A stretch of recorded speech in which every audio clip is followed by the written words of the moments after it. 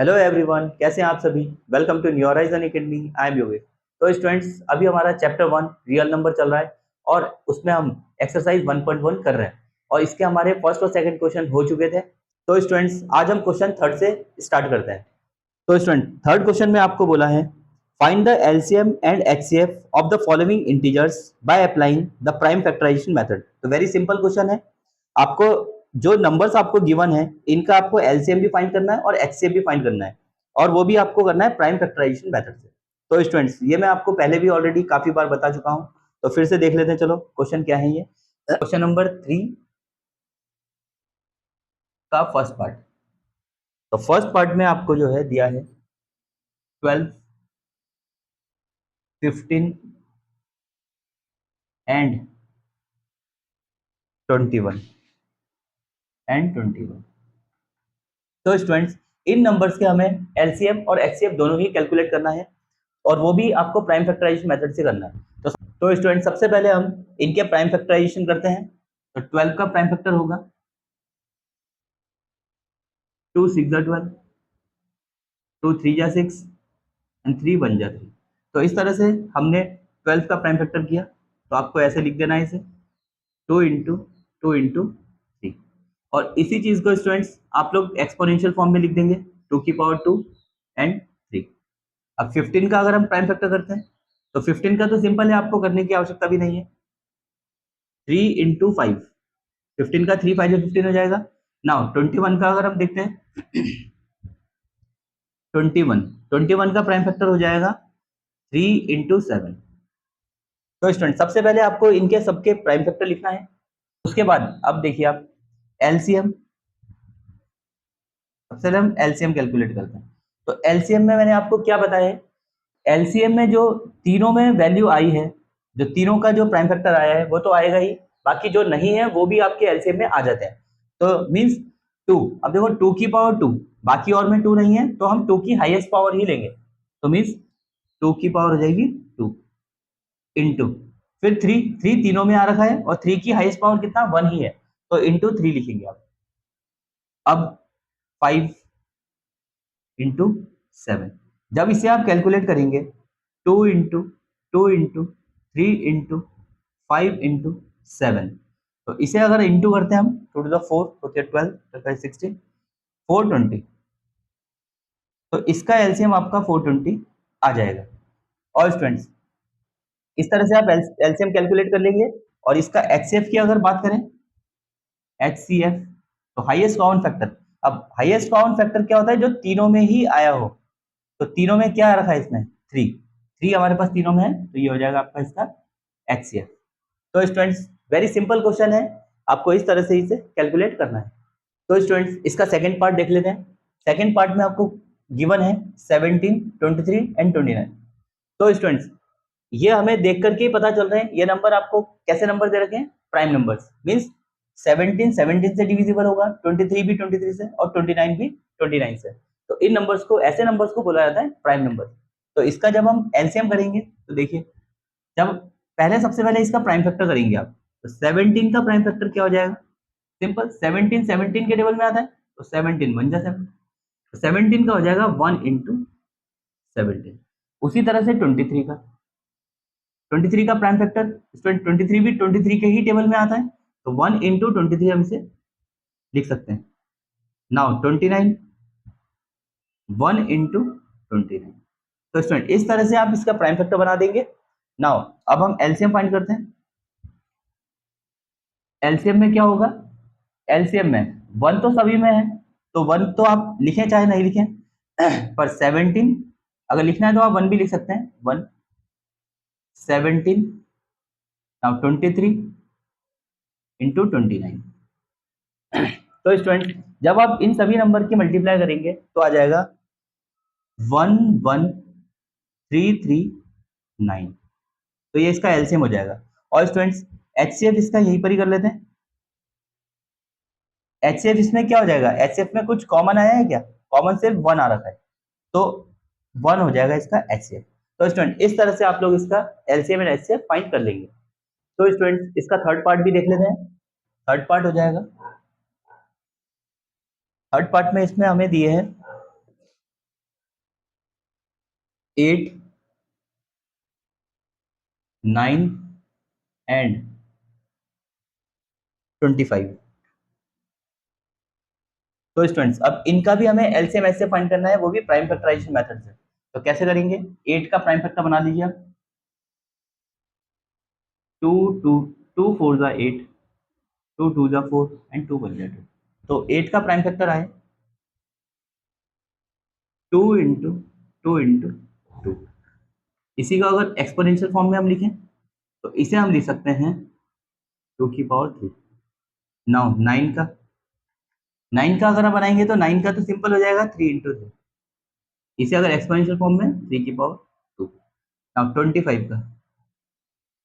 25 का prime factor क्या होता है? 5 इंटू 5। ये हो जाएगा आपका 5 की पावर 2। तो इस तरह से प्राइम फैक्टर बन जाएंगे। इन नंबर्स का मैंने आपको प्राइम फैक्टर नहीं लिख के दिखाया क्योंकि वेरी सिंपल है, 3 3 9 ही होता है और 25 का 5 5 25 होता है। तो इस तरह से आप लिखेंगे। अब इसका एलसीएम हमें करना है। एलसीएम, अब एलसीएम में क्या होता है, जो आपके तीनों में तो है वो तो आएगा ही, जो नहीं है वो भी आएंगे। तो एलसीएम देखिए आप 2 की पावर, और एलसीएम में मैंने बताया था आपको हाईएस्ट पावर को ही लेते हैं। तो 2 की पावर 3 इंटू यहाँ पर 3 की पावर 2 इंटू 5 की पावर 2। तो स्टूडेंट इस तरह से इसे जब सॉल्व करेंगे हम, 2 को 3 टाइम्स लिखा हमने और 3 को 2 टाइम्स एंड 5 को भी 2 टाइम्स। तो स्टूडेंट्स इन सभी की मल्टीप्लाई करके आपका आंसर आ जाएगा 1800। 1800, ये तो एलसीएम हो गया। नाउ इसका एचसीएफ की अगर बात करें तो एचसीएफ को थोड़ा सा आप लोग समझना। तो स्टूडेंट्स एचसीएफ में हम उन्हीं नंबर्स को देखते हैं जो तीनों के प्राइम फैक्टर है। तो क्या इनमें कोई ऐसा नंबर है जो तीनों का प्राइम फैक्टर है? नहीं है। 2 3 5। तो जब कोई भी कॉमन फैक्टर नहीं होता तो हमारा एचसीएफ होता है इसमें 1। तो एचसीएफ इसका हो जाएगा 1। तो स्टूडेंट्स उसके बाद हम क्वेश्चन 4 देख लेते हैं। क्वेश्चन 4 में आपको क्या बोला है?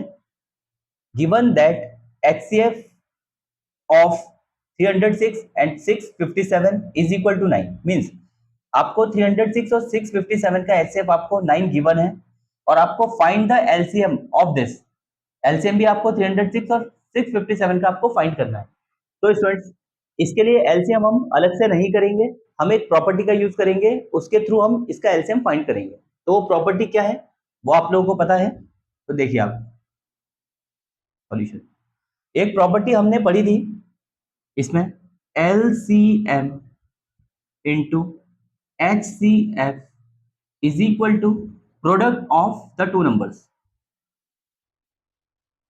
Product of the two numbers.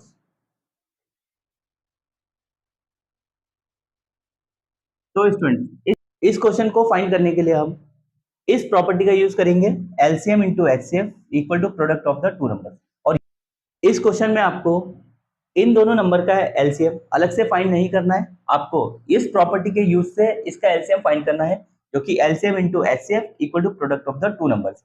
और इस प्रॉपर्टी का यूज बहुत इंपॉर्टेंट होता है, काफी जगह इसका यूज होता है, तो आप इस प्रॉपर्टी को अपने माइंड में रखेंगे। तो अब देखिए एलसीएम हमें फाइंड करना है, तो एलसीएम को हम एज इट इज कॉपी कर देंगे इंटू एचसीएफ। एचसीएफ आपको गिवन है 9, आप यहाँ लिखेंगे equal to product of the two numbers. अब टू नंबर्स कौन कौन से? जो नंबर आपको क्वेश्चन में गिवन है। तो प्रोडक्ट का मतलब होता है मल्टीप्लाई, देन 306 इंटू 657। तो स्टूडेंट अब देखिए एलसीएम इज इक्वल टू, अब यहाँ पर 9 मल्टीप्लाई में है तो आपको पता है जब मल्टीप्लाई में होता है तो उसके नीचे डिवाइड में जाता है। तो ये हो जाएगा आपका 306 इंटू 657 और अपॉन हो जाएगा 9। अब इसे आप केयरफुली सुनिए, 9 से अगर इसे ट्राई करते हैं, कैंसिल करते हैं, 9 में 9, 9 3 जा 27 और बचा है यहाँ पर 3, 9 4 जा 36। तो स्टूडेंट्स इसे कैंसिल आउट करने के बाद में अब 334 और 65 की जब आप इंटू करेंगे, 34 एंड 657, तो स्टूडेंट्स जो एलसीएम आपका आएगा, एलसीएम आ जाएगा 22338। 2 2 3 3 एंड 8। तो स्टूडेंट इस तरह से आपको इस क्वेश्चन में एलसीएम फाइंड करना है बिना डायरेक्ट मेथड को यूज किए हुए। तो स्टूडेंट इसके बाद हम क्वेश्चन नंबर 5 देखते हैं। क्वेश्चन 5 में आपको क्या बोला है, चेक वेदर 6 की power n can and with the digit 0 for any natural number n। तो स्टूडेंट्स इसमें आपको चेक करके बताना है कि 6 की पावर n क्या किसी ऐसी डिजिट पर एंड होगा जो कि डिजिट 0 होगी for any natural number n, और n कोई भी नेचुरल नंबर है। नेचुरल नंबर क्या होते हैं 1 2 3 4।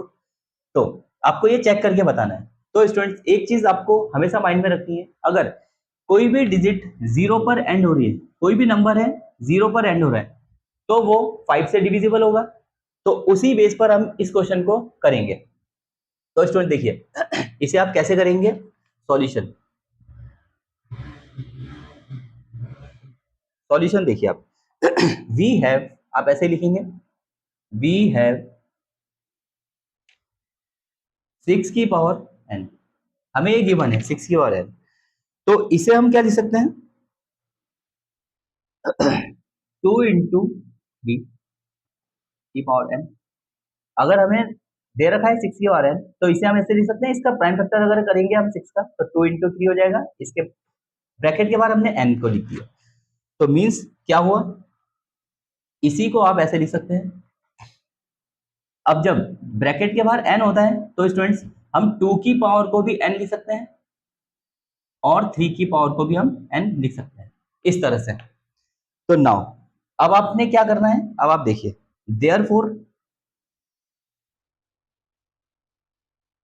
देयरफॉर प्राइम फैक्टराइजेशन, आप ऐसे ही लिखेंगे इसे, प्राइम फैक्टराइजेशन ऑफ 6 की power n does not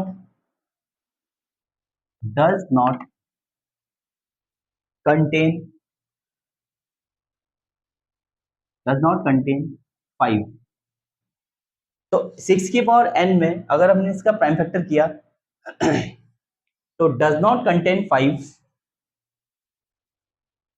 as a factor, as a factor factor hence, तो इसका मतलब क्या हुआ, हेंस 6 की power n can never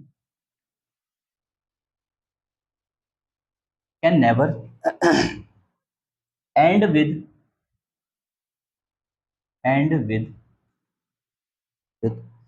the digit 0, the digit 0 for any natural number, for any natural number